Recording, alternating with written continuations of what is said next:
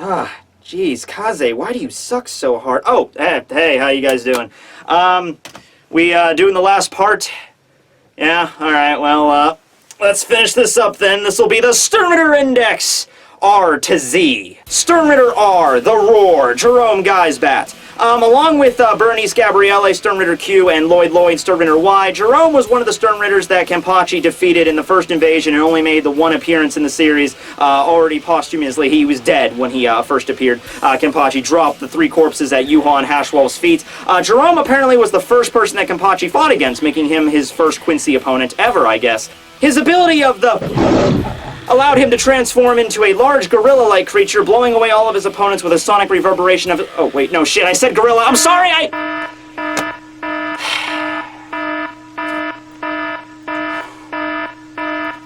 Alright, sorry about that. Okay, he transforms into a very large African mammal. Yeah.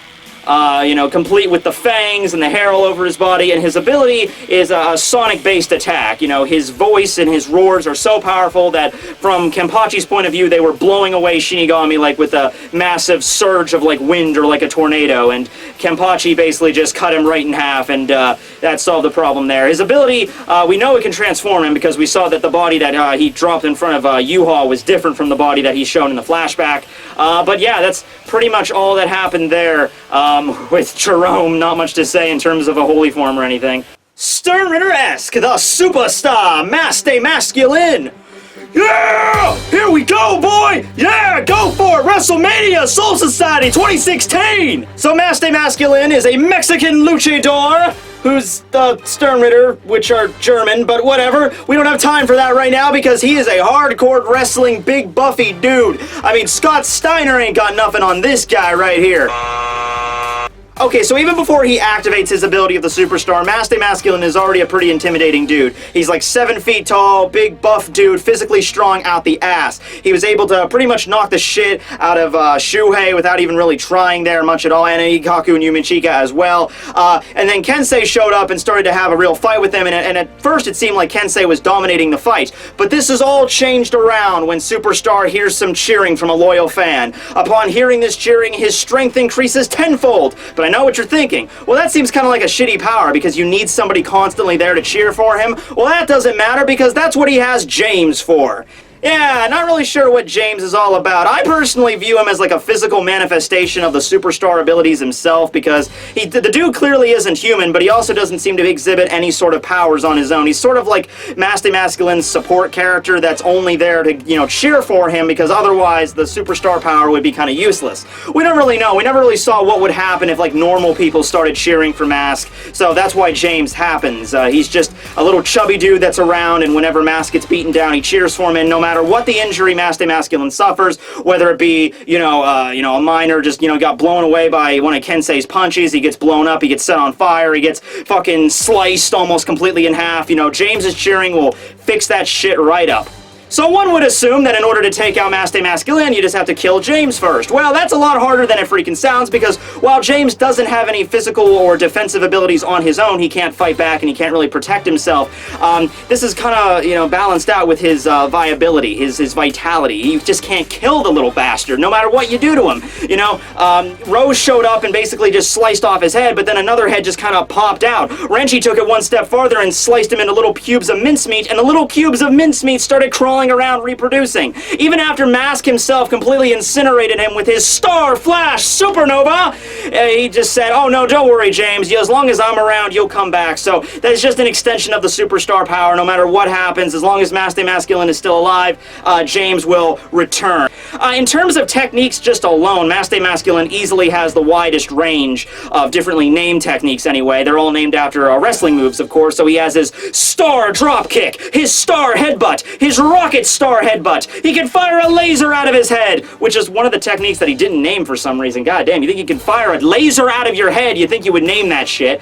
On top of that, though, he also has a Killer Fist technique. When he gets really enraged, a star appears on his fist, increases the techniques tenfold. He turns into a super-powered form after hearing enough cheering, and that's not even getting into his goddamn holy form yet.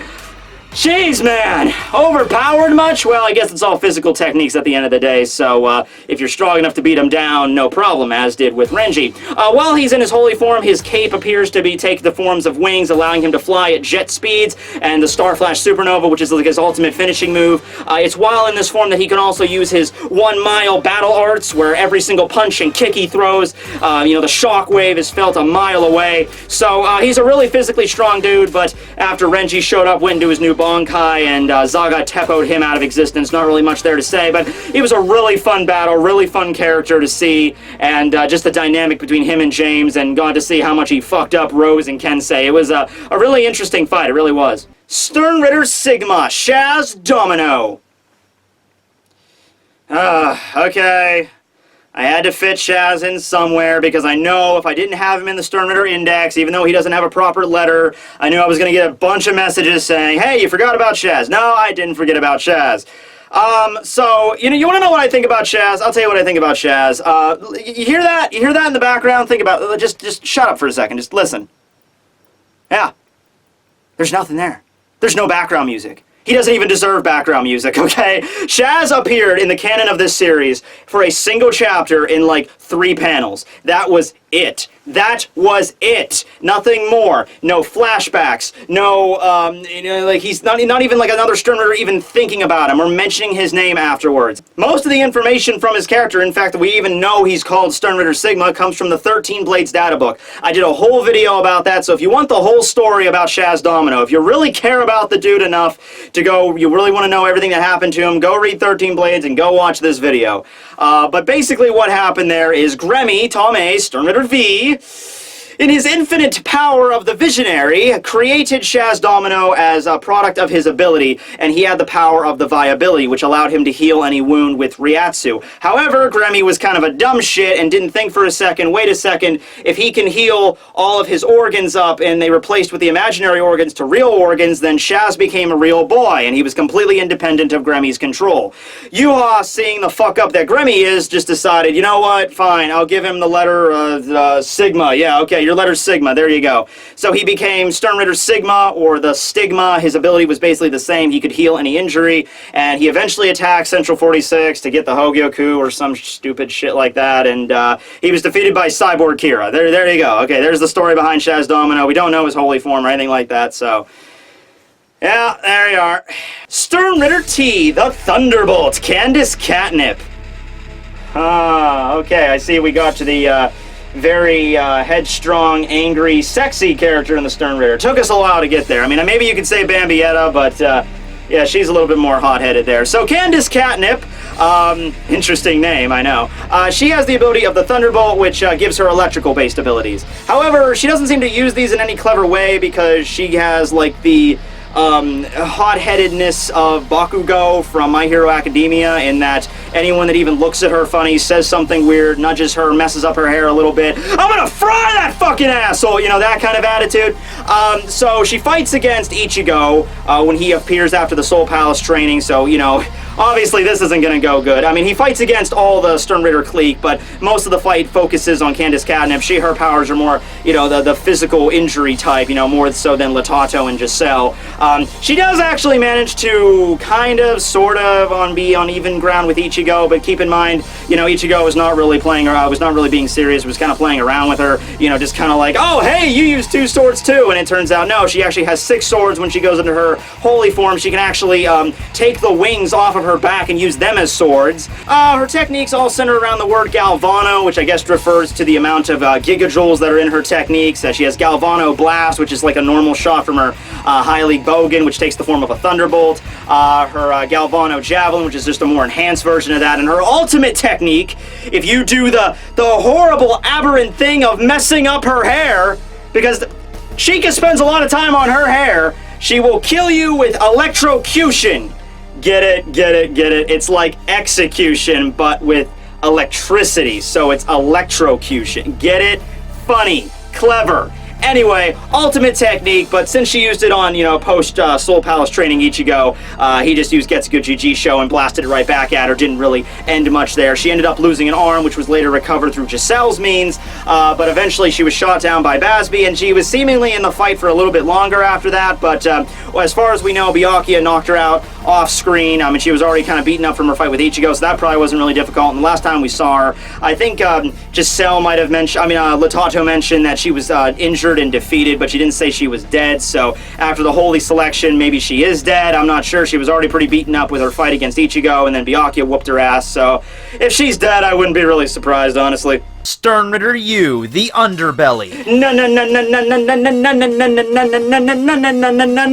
Najahkoop! Najahkoop! Here comes Sternritter U, he will kill you because he's Najahkoop! Najahkoop! Okay, so the prize for the most crazy-ass hair in the Sternritter army goes to Sternritter U, NaNaNa Najahkoop. I mean, seriously, I mean, how much do you, yeah, Candice talks about her hair, I mean, how long does this dude have to spend in the morning? You need fucking Thompson's water seal to keep that shit, you know, steady. Anyway, he's a very lanky, dark-skinned kind of dude. He's got the visor going on, and his teeth have like a black and white sort of piano key pattern going on, so he's a pretty cool character. He originally appeared in the, he was one of the first few Sternritters to actually be introduced, but actually, like, one of the last to have his power actually explained. He appeared in the first invasion, and fought against Rose, and Rose looked like he was pretty, you know, pissed off, because, you know, Izuru had been defeated, so it looked like, oh man, Rose is gonna whoop some ass, but we don't really get to see what happens with that fight there. He appears later on perfectly unharmed, so I'm assuming he didn't really do much to NaNaNa there. His ability of the Understand is quite simple. The longer time that NaNaNa observes his opponents, the more time he understands what his opponent's full potential and abilities are, and the longer he witnesses what they can do. I mean, I don't even think he has to see them doing the techniques. Just watching Renji sleep, that sounded a little bit creepy, but just watching Renji sleep for a few hours was enough for him to be like, oh, okay, I know everything this guy can do. You're screwed now. But basically what the ability really means, and I'm not sure if this is because of the visor he's wearing or because of his just normal eyesight, but he can see somebody's Ryatsu network, which is like a chakra network, but, you know, more bleachy. He can see this network as like a grid pattern, you know, it's like laid over the person, kind of like infrared, like special vision or whatever, and he can tell where the weak points in the Ryatsu are, and then he can like shoot these like, you know, injections, or like, I think he calls them like the morphine patterns, like syringes, like pressure points. He can poke inside the Ryatsu network and then open them up to a large, and I guess it kills the opponent, you know, if he hits them enough times. His biggest achievement is he managed, get this, he managed to knock out Sosuke Aizen for 5 minutes. That was more than the Gote 13 can do working at full power. Granted, Aizen was bound with his Ryatsu clocks and he was in the chair of awesomeness, but that's still a pretty damn good feat. He died immediately afterwards, though, of course. Basby shot him in the heart with his burner finger after he did the thing that he needed him to do. Because Basby was trying to, you know, ask for help with the Shinigami, and I guess they realized, you know, Aizen's kind of fucking things up, so let's take him out first, and then, alright, thanks, NaNaNa, and then shoots him in the back, and I'm assuming NaNaNa is dead from this point onward. He had his holy form stolen by Yuha before he had a chance to use it, so we don't know what's up with that, but way to go, NaNaNa, you did what Shinji and Shunsui and Toshiro and everybody couldn't do during Karakura Town. You managed to contend with Aizen for 5 minutes. Good job, buddy. Sternritter V, the Visionary, Gremmy Thoumeaux.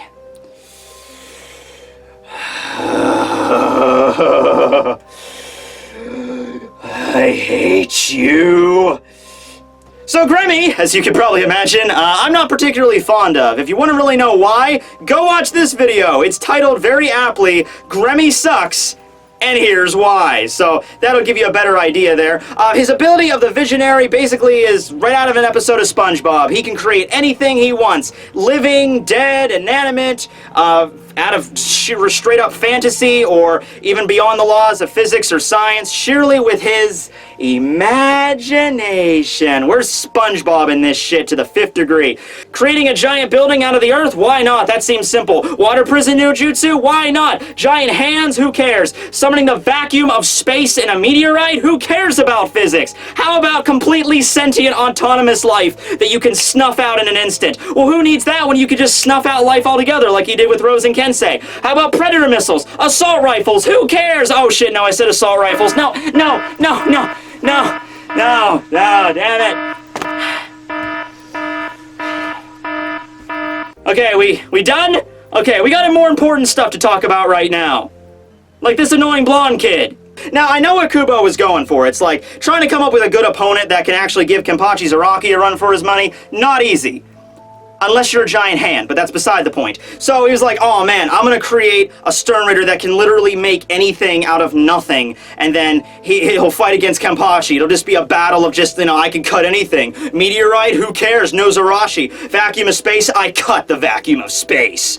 Bunch of explosions going on. He can create duplicates of himself, and the duplicates are able to create more imagination because they have the same ability as him. So, really cool dude in terms of abilities, just he was shitty at using them. Also, Gremmy has a few flaws also. If he actually imagines his own death, which is something that's very likely to happen, because Gremmy, not the sharpest tool in the shed, he could actually end up killing himself if he thinks about his actual death, so you gotta be careful there. It's a very, very dangerous ability. Summoning a meteor, not very, kind of short-sighted when you think that would probably have killed you too. But yeah, I guess Gremmy can imagine pretty much anything he wants into reality except a brain in his fucking head. Actually, that's not exactly untrue. He doesn't have to imagine the brain because he already has one of those, but he does have to imagine a head, because Gremmy, as it turns out, M. Night Shyamalan plot twist of the century, he's a brain in the jar.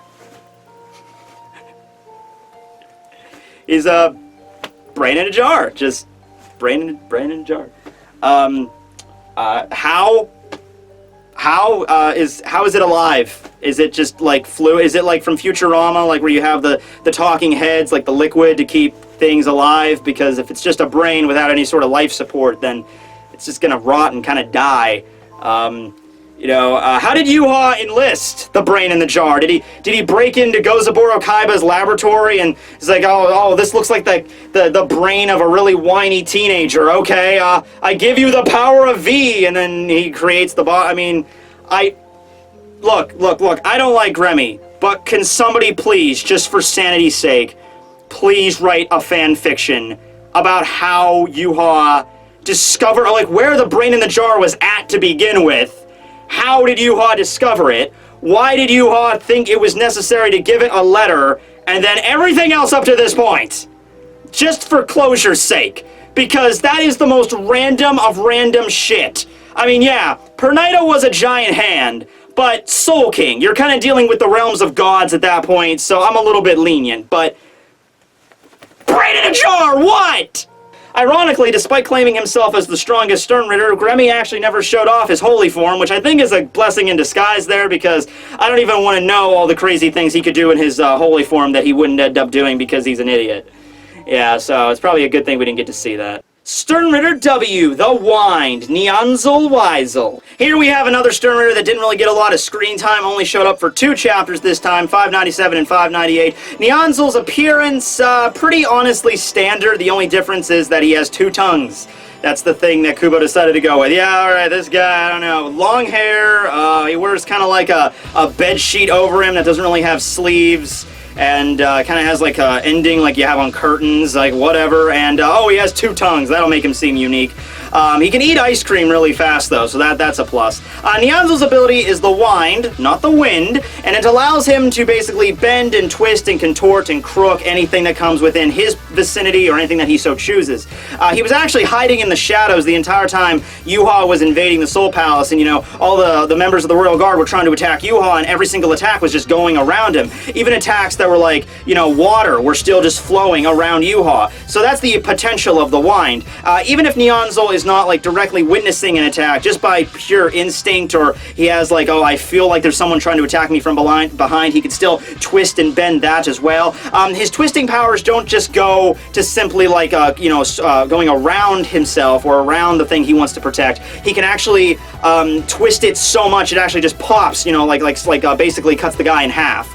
He did this to a bunch of Senjumaru's BDSM squad. And actually, now that I'm thinking about it, the ability to twist and contort and mess with things, that just kind of seems like a more advanced form of Pernita's ability. Because Pernita's was nerves. It actually had to invade the thing first. Nianzol can just kind of like bend and twist it as much as he wants without actually having physical contact. So, and we saw these characters like one after another. Like we saw Nianzol show up, and then he was killed by Senjumaru, and then the Royal Guard shows up, and then you get to see Pernita's abilities for the first time. So it's just like, whatever. Nianzol is killed by Senjumaru, as I said. She basically rewove his outfits using her needle, and then he got stabbed from a bunch of directions because he didn't see it coming, and that's the downfall of it. Even though he doesn't actually need to see the opponent, or he still has to know an attack is coming, or at least feel like an attack is coming. If it's so discreet enough, then you lose. So I guess the Stealth Force would be a good opponent for him, really.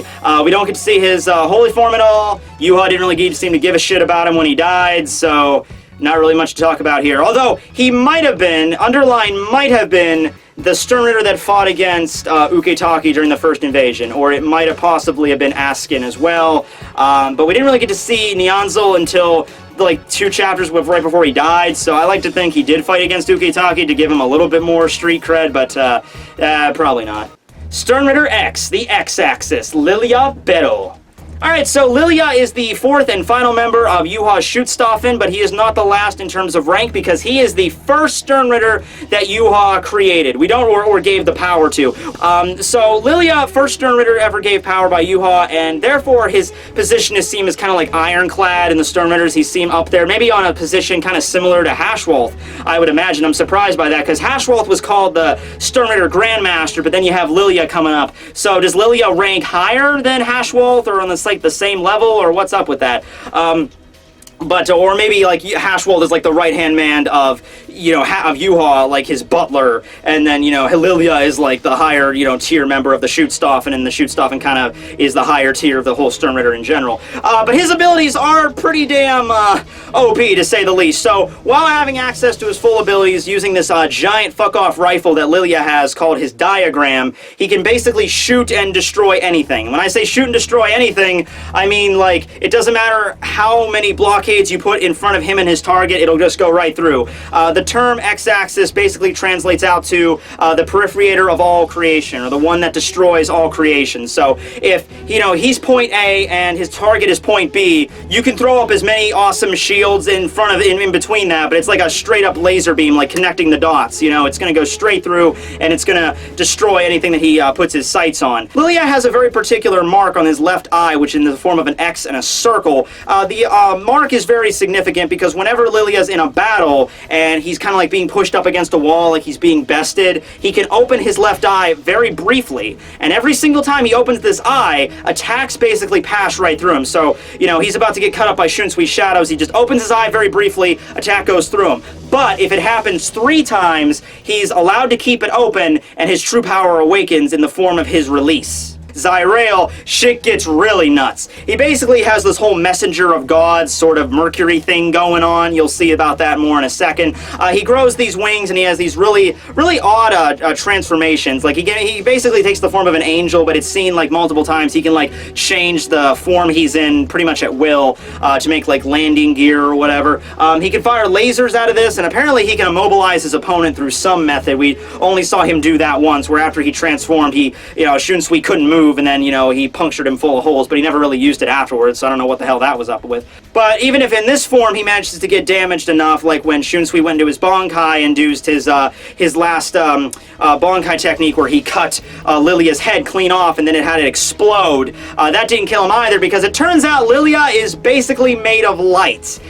He's also an owl made of light. So yeah, just go with that. His appearance is basically taking a lot of references from biblical texts, so a lot of people might say, he's not an owl, he's supposed to be taken out of this figure from mythology or from biblical, text or whatever. Like, okay, fine, I mean, he's an owl, but, whatever you want to say, man. I like mythology too, but, he's an owl, so. Right, so he goes on and on about how he's a god in this form, or his abilities are pretty damn close to Yuha's, and he can fire off, like, light lasers, from different parts of his body that have tremendous destructive force. Like, half the freaking Varvel is in ruins right now, not really because of the Shinigami, but because of just Lille's fight, blasting off lasers and trumpet blasts all the freaking time. So yeah, pretty intimidating too. Now, as I said, he's made of light, so physical injuries do nothing. Honestly speaking, I think he's invincible. The only way that you could possibly maybe defeat Lille is if you had some sort of weapon or sword or shield or mirror from some sort of ancient clan that had the ability, the sole function of defeating gods. I don't really know where you would find something like that, but maybe Nanao knows. Yeah, so through his Shinken Hyokyoken, Nanao's family, Zanpakuto, the Issei family's hidden treasure, Lilia fires a light attack at her. She uses that to reflect the attack right back at him, which is the only thing that can really damage him. Cuts him in half very briefly before he explodes into feathers and then floats back down to the Soul Society. Even this, at the end of the day, didn't manage to kill him, although it did remove his holy halo that apparently had a lot of his power, so his power was greatly diminished. But upon arriving back in the Soul Society, he transformed into a bunch of death flamingos and is now currently engaged in combat with Izuru Kira or Cyborg Kira, and possibly Aizen might be getting in on this battle too. So Lilia's still around. He's not dead yet. Probably honestly, probably Kubo just didn't kill him, so the people on the ground still had somebody to fight against, really. I think that's the best way to go about it. But yeah, that's Lilia.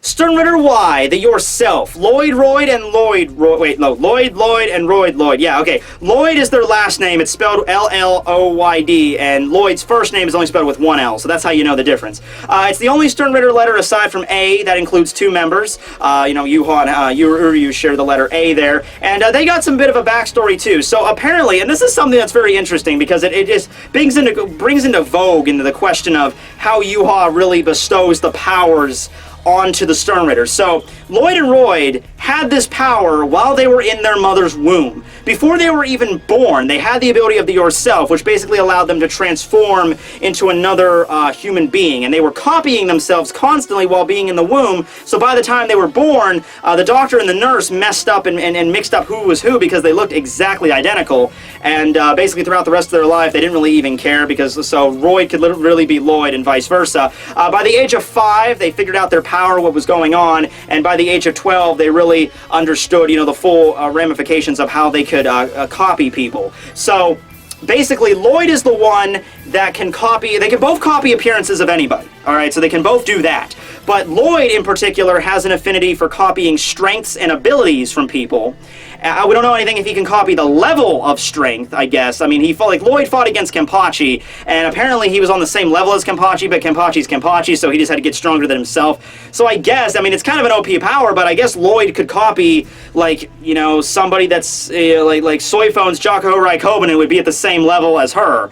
I guess, going by this logic. And then you had Lloyd, who could copy, on top of appearance, memories and emotions and personality and more things that just go along with the brain there.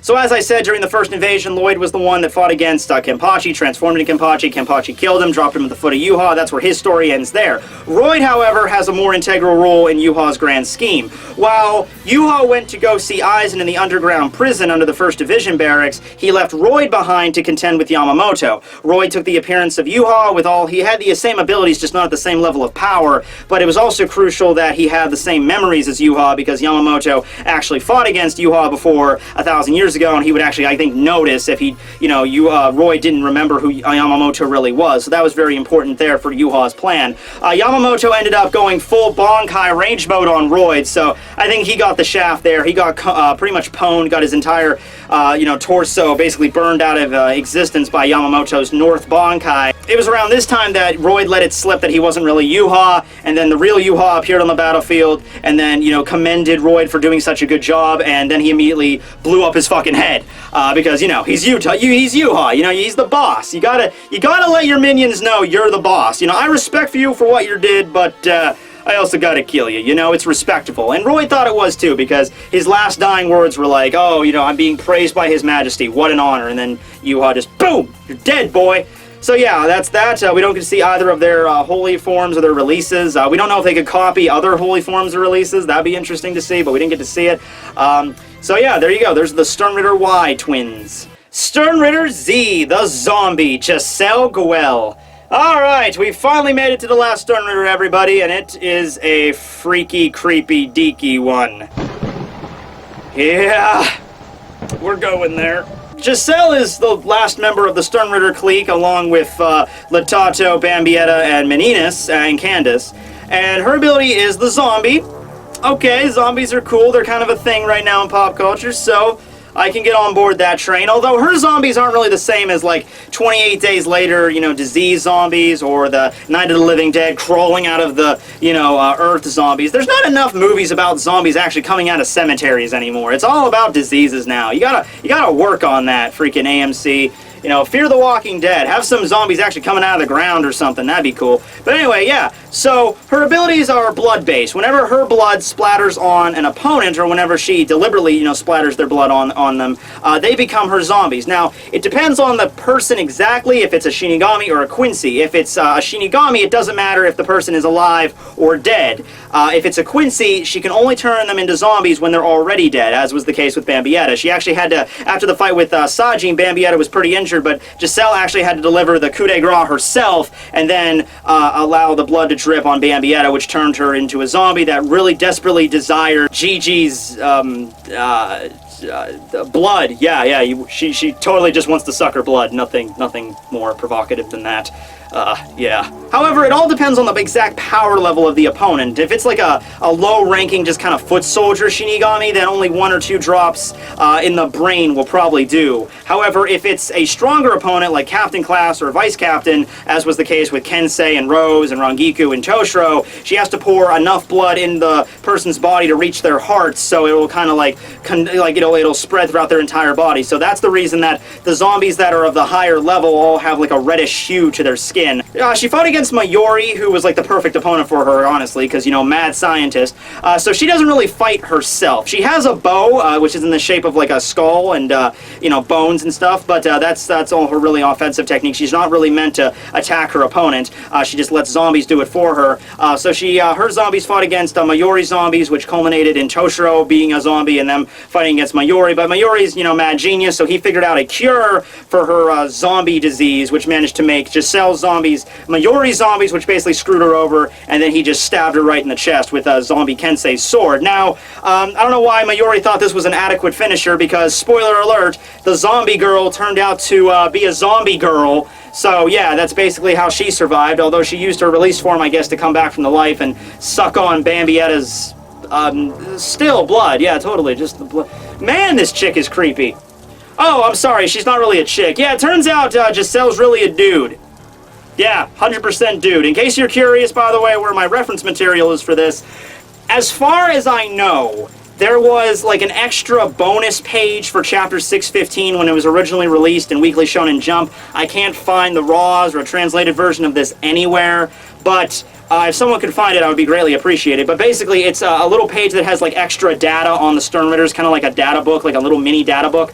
And Kubo did confirm in that extra page on Chapter 615 that Giselle is in fact male. So I'm going to assume, given that what we've seen her do with her zombie powers, she can not only turn people into zombies, what we've seen with Candice is she can actually, like, take the body apart, like the skin and the bone and the muscle, and she can, like, give it to somebody else to, like, reforge limbs. Like, Candice lost an arm to Ichigo, and Giselle just kind of took the body of a Squad 11 member and just gave her the skin and flesh and reforged Candice's arm. It was Candice's arm. It wasn't like she just cut off a Shinigami's arm and gave it to Candice. Candice regrew her own fucking arm with the raw material. So my theory on Giselle, and I know this gets kind of like Hannibal Lecter, Buffalo Bill-ish, but he's a dude and wants to be a girl. So he killed a girl, and then he took her body parts, and then reshaped his body with the girl parts on the outside, but he's still a guy underneath.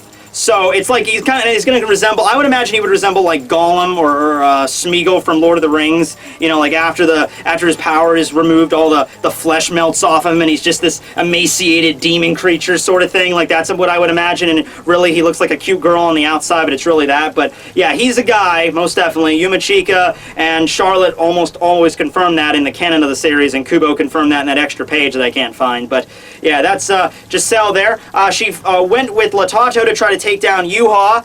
Didn't go over too well. We don't really see what happened there, but we see the last panel of her lying on the ground, blood all around her. But given the fact that she is the zombie, and Yuha didn't really seem to deliver like the final blow. I mean, it's Yuha, so I want to say that he knows what he's doing to his own minions and what her ability is, because he's the one that gave it to her. But it just doesn't look like an injury that she would really die from. But yeah, she might very well be dead. But I would like to see a little bit more of her or him just to see where this goes with that. But thank you, Giselle Gewelle, for being the Sternritter trap in the army, because every army needs some good traps. Alright guys, well that's all the Sternritters. I hope you guys enjoyed. I certainly did. This was a long-ass project, but I'm so glad I did it for future generations to really know who these people were. Or hands, or brains in jars. You know what I mean. I don't discriminate. So yeah, thanks for watching. I'm probably gonna make all of this into like one big like movie video, like an hour and a half if you really want to watch the whole thing start to finish, so look out for that. But anyway, thanks for watching guys. This will be Tekking101 signing out.